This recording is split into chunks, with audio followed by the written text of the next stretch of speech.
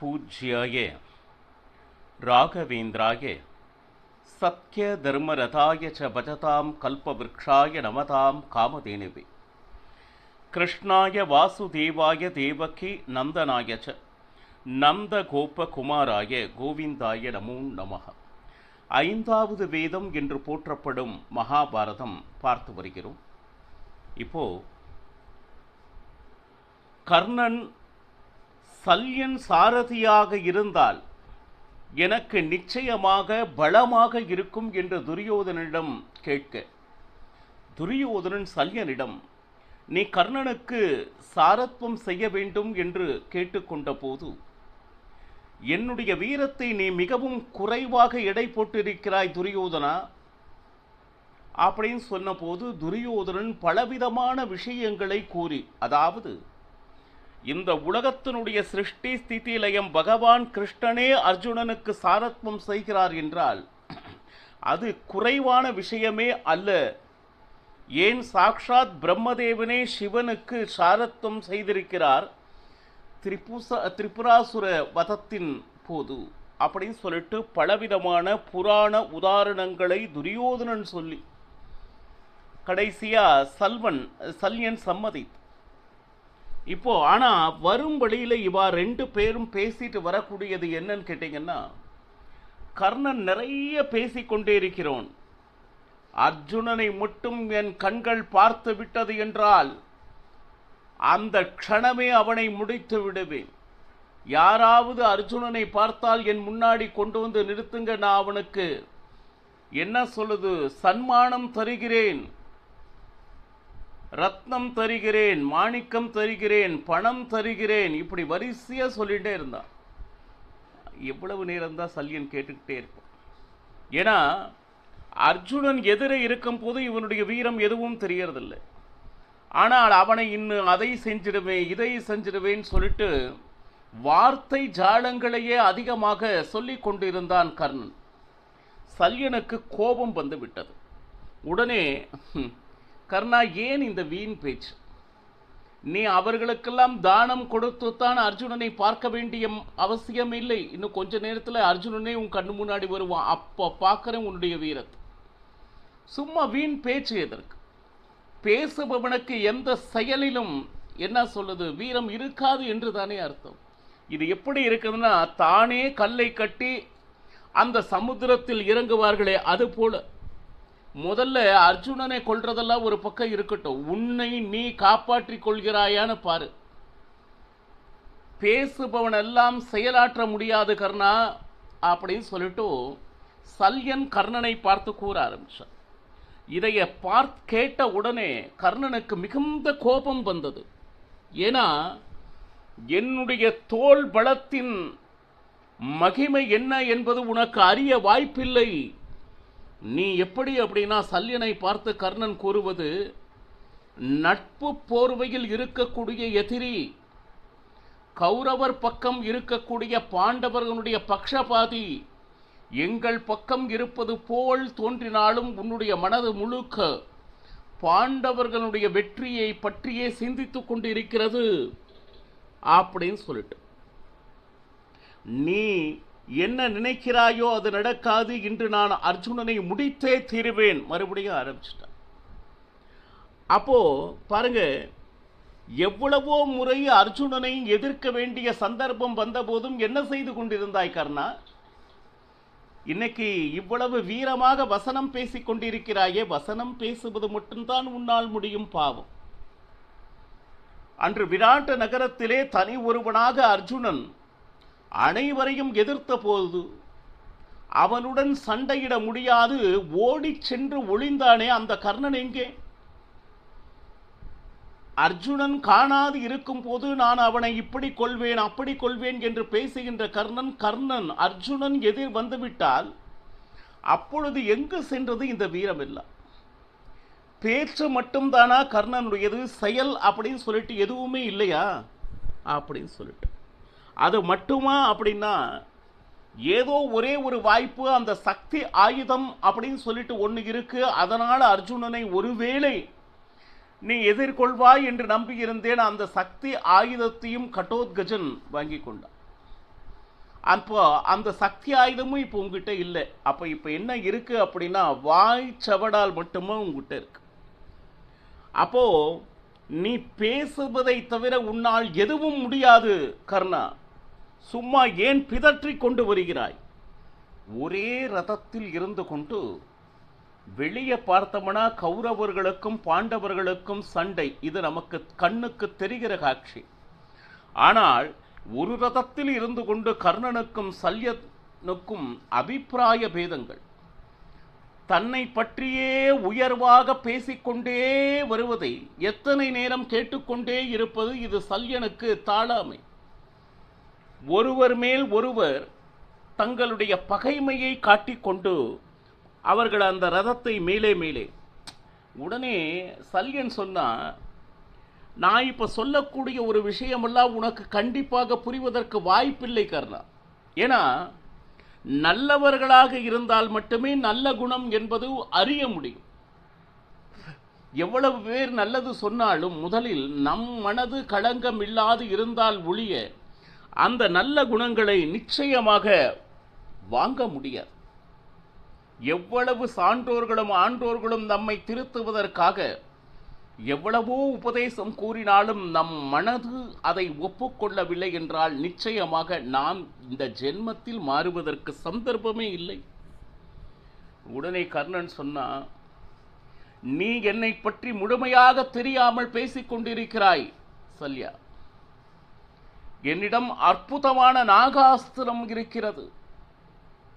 அந்த காண்டவ வனத்தை தகித்த பொழுது அந்த நாகம் நான் அர்ஜுனனை பழிவாங்கியே தீருவேன் அப்படின்னு சொல்லிட்டு அந்த நாகாசுரனுடைய அந்த முகப்பிலே அந்த பாம்பு தபம் செய்து கொண்டிருக்கிறது. இதை நீ அறிய மாட்டாய் சல்யா. ஏன்னா எந்த நேரத்தில் நீ என்னை விடுவாய், நான் அர்ஜுனனை கொள்வேன் என்று காத்து கொண்டிருக்கக்கூடிய அஸ்திரம் என்னிடம் இருக்கும்.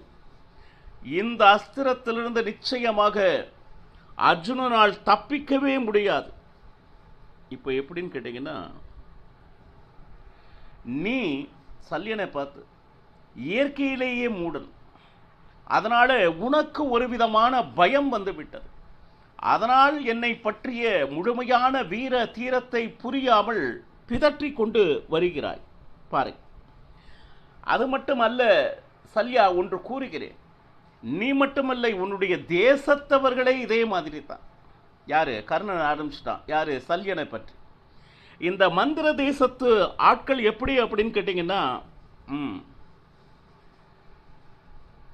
கொஞ்சம் கூட நாகரீகம் அப்படின்னு கொஞ்சம் கூட தெரியாதவங்க. ஒரு ரதத்தில் இருந்து கொண்டு போருக்கு செல்லும் போது இப்படியெல்லாமா பேசுவாய்? முதலில் கிருஷ்ணா அர்ஜுனரை கொன்று உன்னையும் கொன்றே தீருவேன். யாரு? சல்யன் ஓட்டி கொண்டிருக்கிறான். கர்ணன் சல்யனை பார்த்து உன்னை நான் கொன்றே தீருவேன். ரதம் ஓட்டிட்டு இருக்கிறது யாரு? சல்யன். சல்யனுக்கு இந்த வார்த்தையை கேட்டால் எப்படி இருக்கும்? அது மட்டுமல்ல, அவனுடைய தேசத்தவர் பற்றி, அந்த தேசத்தவர்கள் எப்படி இருப்பு அப்படின்னா, நட்பை போல பழகி துரோகம் இழைக்கும் ஜனங்களை அதிகமாக கொண்டதே மந்திர தேசம். அது மட்டுமல்ல, நாகரிகம் என்றால் என்ன விலை என்று கேட்கும் மக்கள் நிறைந்திருக்கக்கூடிய இடம் எது அப்படின்னா அது மந்திர தேசம்.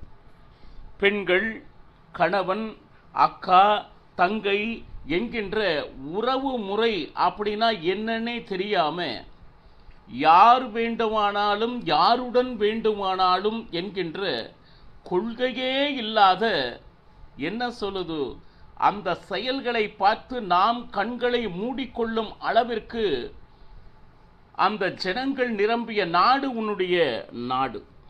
அது மட்டும் அல்ல, இங்க பாருங்க, கோ மாம்சத்தை தினமும் உன்னுடைய தேசத்தவர் உண்டு வருவர்.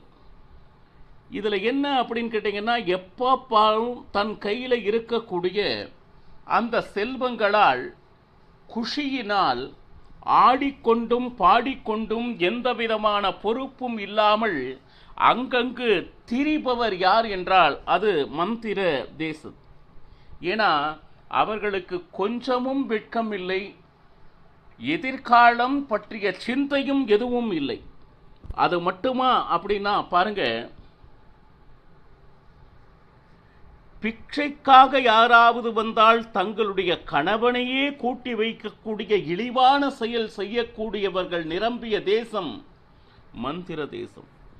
எந்த விதமான ஆச்சாரமோ அனுஷ்டானமோ தெய்வ பயமோ எதுவுமே இல்லாத ஒரு தேசம் எது அப்படின்னா அது மந்திர தேசம். இதையெல்லாம் கேட்ட உடனே சல்யன் எந்த பதிலும் சொல்லவில்லை. தன்னுடைய தேசத்தில் இருப்பவர்களை பற்றி கர்ணன் இவ்வளவு தூரம் சொல்லும் பொழுது சல்யன் சொன்னான், கர்ணா, எல்லா தேசத்திலும் சரி நல்லவர்களும் இருப்பர், கெட்டவர்களும் இருப்பர். நாம் அவர்களை பற்றி அதிகமாக விமர்சனம் செய்யக்கூடாது. நான் இப்பொழுது சல்யன் சொல்கிறான், ஒரு கதை தான் எனக்கு ஞாபகம் வருது. சரி, ஒரு சமுத்திர தீரத்தில், அதாவது கடல் நடு அருகில் இருக்கக்கூடிய ஒரு கிராமம் இருந்தது. சரி, அங்கு ஒரு காக்கை இருந்தது. ஒரு வீட்டில் இருக்கக்கூடிய தந்தை, தாய் மற்றும் அவர்களுடைய குழந்தைகள் தினமும் அவர்கள் இடும் சோற்றினை தின்று கொண்டு காகம் தன்னுடைய வயிறு வளர்த்து கொண்டு இருந்தது. ரைட். இதுல என்னன்னு கேட்டீங்கன்னா, இந்த நேரத்தில் மானசரோவரத்தில் இருந்து ஹம்ச பட்சிகள் அந்த நேரத்தில் பறந்து அந்த இடத்துல வந்துட்டு இருக்கு. இதை பார்த்த உடனே இந்த காக்கை வேண்டுமென்றே ஹம்ச பட்சிகளிடம் பேசிக்கொண்டிருக்கு.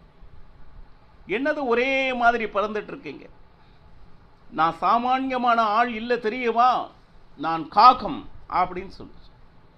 ஹம்ச பட்சிகள் எந்த பதிலும் சொல்லவில்லை. நான் 100 யோஜனை பறக்கும் சாமர்த்தியம் என்னிடம் இருக்கிறது. அந்த காக்கா, நான் மேலே பறப்பேன், கீழே பறப்பேன், இடது வலது என்று எல்லா திசையிலும் என்னால் பறக்க முடியும். பின்னால் பறப்பேன். அது மட்டுமல்ல, பறக்கும் போது சுகமாய் பறப்பேன். யாராவது எனக்கு முன் சென்றால் அவர்களை தாண்டியும் செல்வேன். அந்த இறக்கையை லாவகமாக அடித்து நான் பறப்பேன். மிகவும் சிரேஷ்டமாக பறப்பேன். இப்படி மிகவும் மெதுவாக பறக்க வேண்டும் என்றால் பறப்பதிலேயே இவ்வளவு விதமாக பறக்கும் சக்தி என்னிடம் தான் இருக்கிறது அப்படின்னு சொல்லிட்டு மேலே பறந்து கொண்டு கீழே எனக்கு ஏதாவது ஆகாரம் கிடைத்தால் உடனடியாக கீழிறங்கி அந்த ஆகாரத்தை எடுத்து மேல் பறப்பேன். அதே மாதிரி கீழிருந்து நிமிஷ நேரத்தில் மேல் பறக்கும் சக்தி என்னிடம் இருக்கிறது அப்படின்னு சொல்லிட்டு இது அத்தனையும் ஒரு காக்காய் தன்னிடம் இருக்கக்கூடிய பறக்கும் சக்தியை பற்றி தம்பட்டம் அடித்து கொண்டு இருந்தது. இது அத்தனையும் கேட்டுக்கொண்டிருந்த அந்த ஹம்ச பட்சி, இருக்கலாம், உனக்கு நிறைய பறப்பதில் சக்தி இருக்கலாம் காகையே, ஆனால் எங்களுக்கு அந்த திறமை இல்லை அப்படின்னு சொல்லிட்டு எங்களுக்கு இந்த மாதிரி வித்தைகள் எல்லாம் தெரியாது. உடனே என்னாச்சு, தன்னுடைய வித்தையை அந்த ஹம்ச பட்சிகளிடம் காண்பிக்க வேண்டும் அப்படின்னு சொல்லிட்டு அந்த காகையானது பறக்க ஆரம்பித்தது. சரி, அந்த பறக்கும் இடம் எப்படி அப்படின்னா சமுத்திர தீரம். அது மேலே பறக்கிறது, கீழே பறக்கிறது, டைவ் அடிக்கிறது, முன்ன இருக்கக்கூடிய அந்த பறவையை தாண்டி செல்வது, இப்படி தன்கிட்ட எவ்வளவு வித்தை இருக்கோ. இது எப்படி அப்படின்னா அந்த ஹம்ச பட்சிகளுக்கு தான் மிகப்பெரிய ஆள் என்பதை காண்பிக்க வேண்டும். தன்னிடம் எவ்வளவு திறமைகள் இருக்கிறது என்பதை அதர் பார்த்து தன்னை புகழ வேண்டும் என்கின்ற எண்ணம் யார்கிட்ட? காக்கை கிட்ட இருக்கு. ஆனா அந்த சமுத்திரத்தினுடைய நடு பகுதிக்கு வரும் பொழுது ஆரம்பத்திலிருந்தே பலவிதமான வித்தைகளை காட்டுகிறேன் என்று சொல்லும் பொழுது அந்த காகை சோர்வானது. இதற்கு மேல் ஒரு எட்டு கூட எடுத்து வைக்க முடியாமல், பறக்க முடியாமல் தத்தளித்து கொண்டிருந்தது. கீழே இறங்கலாம் என்றால் அந்த சமுத்திர நடு தீரத்தில் பார்த்தோம்னா ஏகப்பட்ட விலங்குகள் நிச்சயமாக அதை கொன்றுவிடும். கீழே இறங்கவும் முடியாது, மேலே பறக்கவும் முடியாது. அடுத்து என்ன செய்வது அப்படின்னு அந்த காகைக்கு தெரியாமல் ஹம்ச பக்ஷியிடம் கடைசியில் மன்றாடி காகை கேட்டது, நான் தெரியாமல் என்னிடம் இருக்கக்கூடிய திறமைதனை மிகவும் பகட்டாக உங்களிடம் கூறிவிட்டேன். இப்பொழுது நான் மிகப்பெரிய ஆபத்தில் இருக்கிறேன். என்னால் பறக்கவும் முடியாது, கீழ் இறங்கவும் முடியாது. என்னுடைய உயிர் பயம்.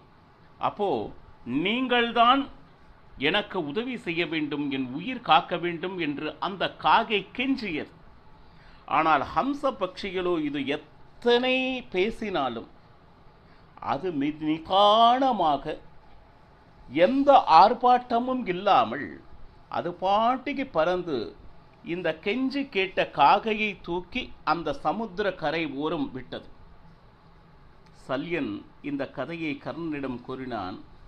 அந்த பகட்டாக என்னிடம் திறமை இருக்கிறது, அது இருக்கிறது, இது இருக்கிறது என்று பேசிய அந்த வீட்டில் போடுகின்ற எச்சை சோறினை தின்ற காக்கை நீ.